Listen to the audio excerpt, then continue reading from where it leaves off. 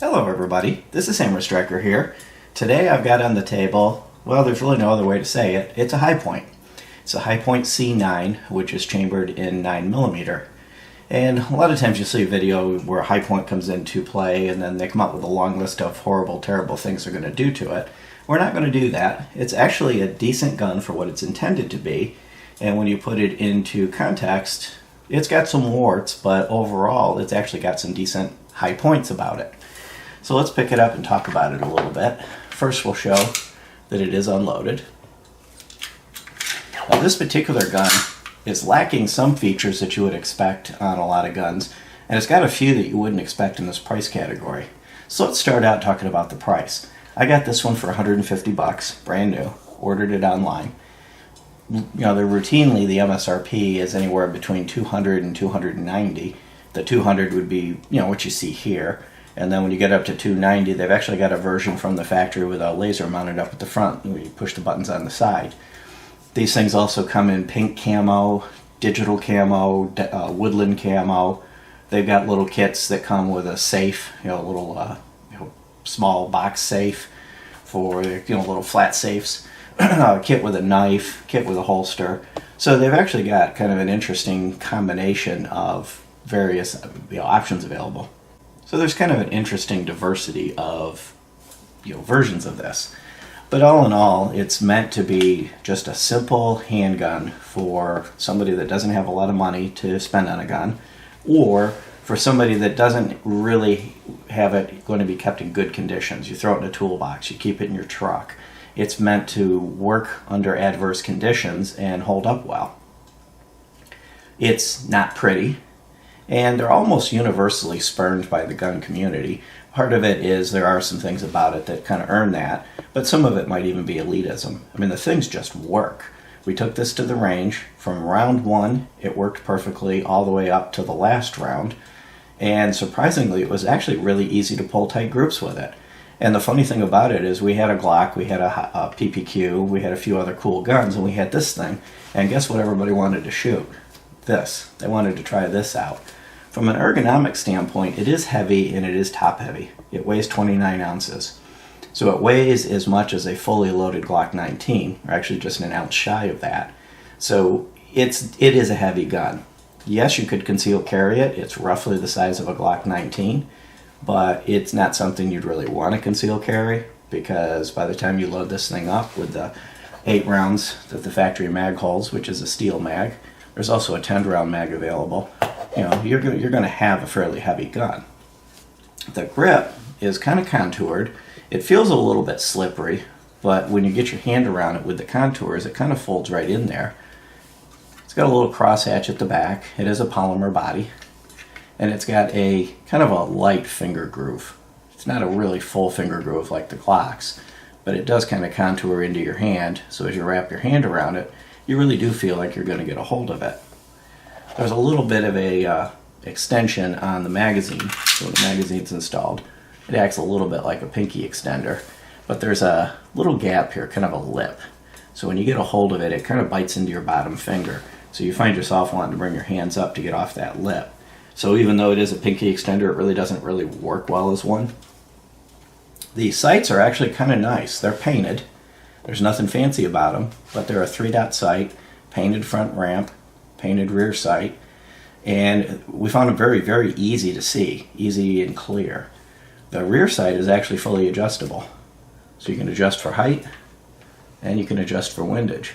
Now that's an option you tend to see on higher end manufacturers' competition guns, and they're exclusive guns. You tend not to see that on a gun that you're going to get for, let's say $200 at pretty much any gun shop or pawn shop that you're shopping at. So they have done some cool things with the gun. From a trigger perspective, the trigger is actually surprisingly not bad. It comes in a little over 6.5 pounds. It is drilled. It's a polymer handle or trigger, so the drilling really is more entertainment or decoration. And it's kind of contoured, kind of nice. So we'll go ahead and put some snap caps in it. They really don't say anything about dry fire on this, but it's not my expectation that this is the type of gun that would tolerate a whole lot of dry fire. So I've got a snap cap in it. There's the take up. And it's kind of kind of a soft, kind of a squishy feeling trigger, and it breaks. Now, as far as reset goes, I'm going to do it upside down because this thing really ejects. There's no doubt that this thing's ejecting. The reset's all the way out. There is no real basic reset on it. And then again, kind of a mushy trigger and a decent break, actually. We found this trigger easy to use and actually a better trigger than a lot of guns in between this and something higher end like a PPQ and a Glock. It was actually a surprisingly good trigger. Now, when I first did get this gun, from a quality perspective, it didn't get off to a good start. It didn't want to open, so I'll pull the magazine out. And by the way, this does have a magazine disconnect, so you can't fire it with the magazine removed. But I could only open it about this far. When I tried to open it to clear it, to check it, it would go about that far and it would jam. You couldn't get any further. And so finally at one point I decided, well, let me just give it a yank. So I grabbed a hold of it, gave it a sharp yank, and then after that it worked. So there was a burr in there that was hanging it up. So quality control isn't stellar, but once I got rid of that burr, and then after that it just worked. It does have serrations at the back, no serrations at the front, but the slide is the size of a small car. So there's all sorts of places to get a hold of this thing. It's actually really easy to cycle it, and surprisingly, it's not very heavy. It's a little bit mushy. It's kind of at the end. You can't really tell you're at the end until the gun starts to lift. It's not as crisp and defined as some of the higher end guns, but it's very functional and it does work. And unlike many guns in this price territory, it does have last round hold open. Now the disadvantage is there's no slide stop. So in order to release it, you either have to use a loaded mag or pull the mag and then slingshot it to close it.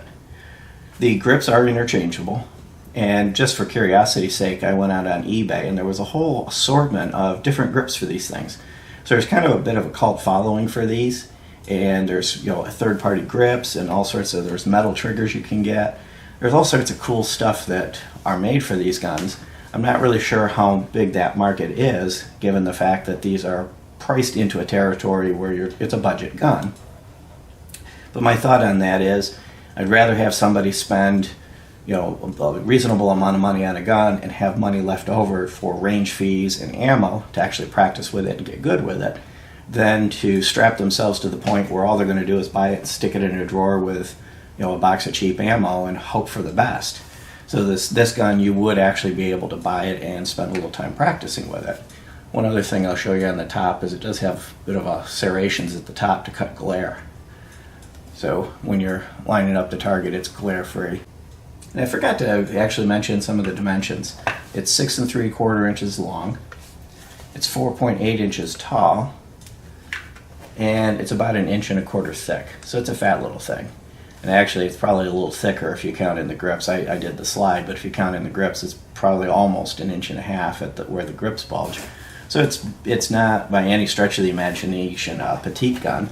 It's got a 3.5 inch barrel, and as I mentioned, it weighs 29 ounces unloaded, so that it's also quite heavy, and with the polymer frame and steel slide, it's top heavy. So it just doesn't feel real balanced, but surprisingly it's not uncomfortable. And of course, if you load it up with a loaded mag, that'll help balance it a little bit. It's made out of a material called Zamac. I think they use Zamac 3, which is a zinc alloy. It's got zinc, aluminum, copper, magnesium, and a few other things. It's commonly used in the auto industry to make things, which makes sense. They're located up in that area, and I think they use a lot of shops for some of their casting and stuff like that. It's not exactly what you consider a high-end material, but these do seem to hold up well, and they have a lifetime warranty on them. They'll even clean the thing, but by the time you pay for shipping back and forth, there's really no benefit in using that cleaning service. But from a will it work? Yeah, they do have a lifetime warranty. Anything goes wrong with it, breaks, send it back, and they'll repair it or replace it. Probably more often replace it than repair it. It's probably cheaper for them to do that. But interestingly enough, it's a blowback gun, so it's straight blowback, and it's plus P rated. So the combination of Zamac, blowback, and plus P rating is a very unusual combination, because blowback's usually very touchy about the pressures. So usually with a blowback gun, you're restricted to a very narrow range of ammunition, but not on this one. And we didn't have any problems with it working with any ammo we tried. We didn't happen to try any plus P, but it worked with everything we fed it, and it worked reliably. From a safety perspective, it does have multiple safeties. Of course, the obvious one, the thumb safety, which also doubles as the hold open. So you can lock the slide open with the safety, or you can stick an empty magazine in it, pull it back, and let it lock itself. This will not override having been locked back by an empty magazine. You still would have to. So if I can release it with that, but if it were locked back by an empty magazine, I'd still have to pull the mag and slingshot it to release it. It does have a magazine disconnect, as I mentioned, and it's got two internal safeties that attempt to act as drop safeties. One is there's an inertial slide in here. If it gets dropped this way or this way, that will attempt to block the firing mechanism. And then it's also got a spring-loaded plate if it's dropped on its butt end. Not exactly what I would like from a drop safety perspective. You know, the standard piston-driven drop safeties seem to be the most reliable. However, I really haven't heard too much about these things going off when they're dropped. And they're going to be more likely to be dropped probably than any other gun simply because they're so heavy. If you've got them in a pocket or jammed into a waistband, the likelihood of them falling is higher than many others.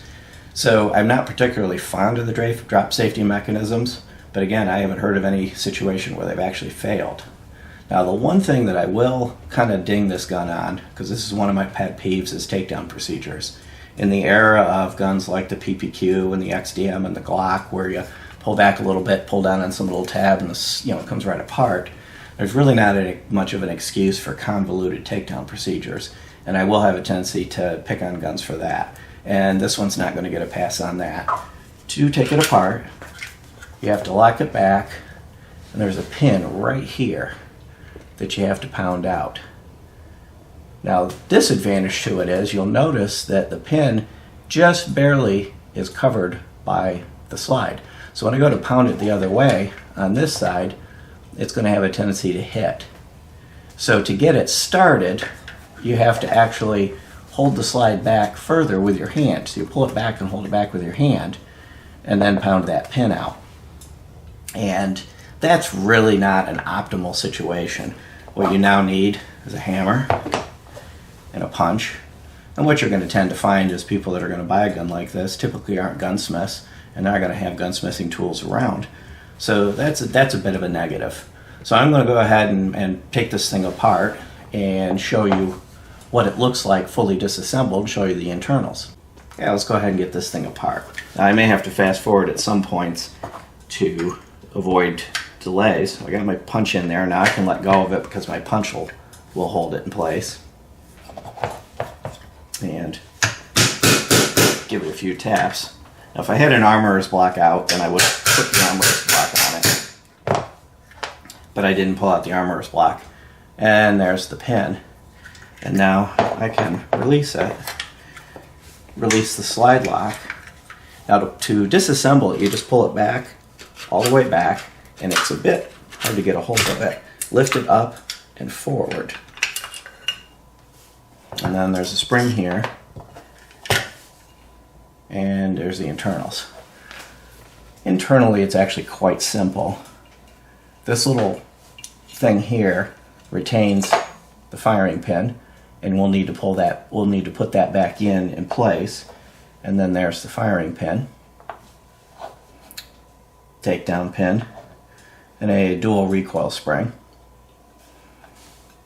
Internally, you can see the Zamac, and you can see that the machining isn't stellar. It's kind of rough and coarse, but it does work. Everything's kind of just oversized, big and fat, so it doesn't rely on being very tight tolerance or perfection. It just kind of slides through the groove, and basically it does work. So it's not a work of art, and it's nothing that, from a machining standpoint stands out as spectacular, but it does work. And then on this end, you've got the fixed barrel, very large, wide feed ramp, and then the sear mechanism. And in here you can see right here is part of the drop safety mechanism, this arm, and then there's another component under here. So you do have those two drop safeties. And by the way, it's real easy for this pin to get knocked out of place, which goes to the trigger bar. And if that happens, you'll have to put it back together again. So it's kind of easy to knock this thing out of alignment. Now, putting it back together, once you ensure that these parts are in place, is not too bad. And actually, before I put the thing back together, I almost forgot to show you the barrel. So it's standard rifling. It's actually quite simplistic rifling. I can get it to focus. There it goes. So there's nothing fancy about it at all. There's the top of the barrel shroud. There's a little bit of scratching, and notice the machining's not super smooth. But I'm not expecting perfection on this type of gun. I'm gonna get this into view. There's just kind of, you can see the machining marks on it. The barrel itself is smooth, which is good because it does slide across that. And then again, the feed ramp. So kind of just blocky and chunky, but functional. It does work. So now we'll go ahead and put back together the rest of the gun. So we'll start with the slide. Get the slide, and I'll reassemble the slide components. So what we're going to do, I'm going to kind of tip it up on its end, slide the firing pin down in. And I had previously called this the recoil spring. It's not, it's the striker spring. And then drop this back down in there. And then this little pin, you also see that the takedown pin goes through it right there. So we're going to put that in there, and it goes with this little protrusion facing back or front. It's universal. And this will be a little bit of fun as we line this back up to get it back in. And that, by the way, happens to be one of the other things kind of surprising, that it's a striker fire gun at this price point. Most of these guns in this territory tend to be hammer fired because it's a cheaper, more simplistic mechanism.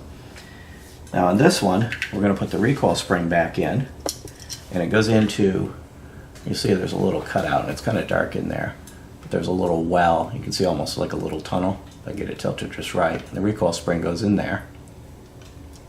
So drop the recoil spring down in.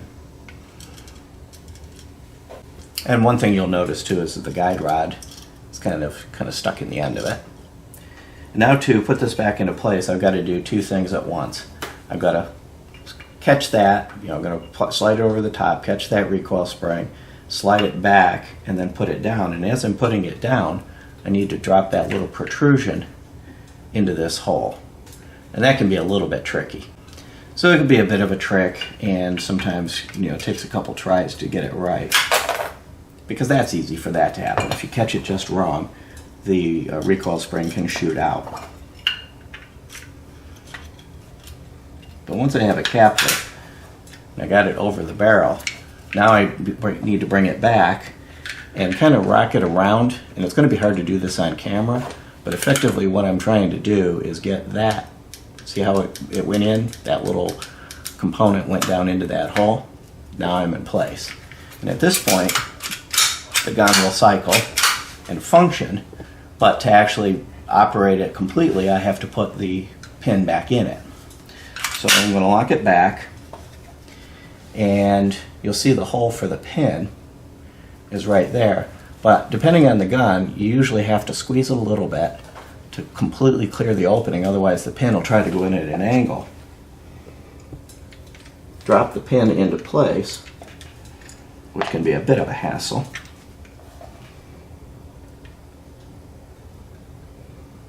Kind of stick it in there, give it a few taps with the hammer to get it started. And once you've got it started, then it doesn't matter so much that the slide comes back up against it. Drive it the rest of the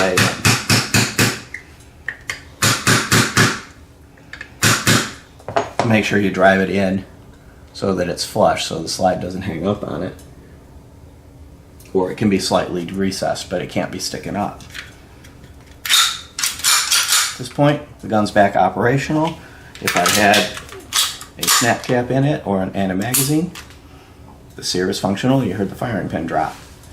So really, that's a suboptimal process, but once you get used to it, it's not bad. It can be done. Unfortunately, it does require a little bit of tools, but beyond that, that's probably about the worst part of it, other than the fact that it's rather heavy. Overall, what we did find is that the gun was reliable, it worked, and it was actually kind of fun to shoot. From a size perspective, it's roughly the same size as a Glock 19. A little bit fatter, of course. And if you put them up end to end, they're roughly the same height, yeah, within fractions of an inch. And if I line the back up to the back, you'll see the Glock 19 just a hair longer. Now, one major difference is this Glock 19, fully loaded with 15 rounds, weighs only about an ounce more than the High Point empty, and the High Point fully loaded only holds 8 or 10, depending on whether you use the extra magazines or not. So, you know, from a which would I choose if I had the money?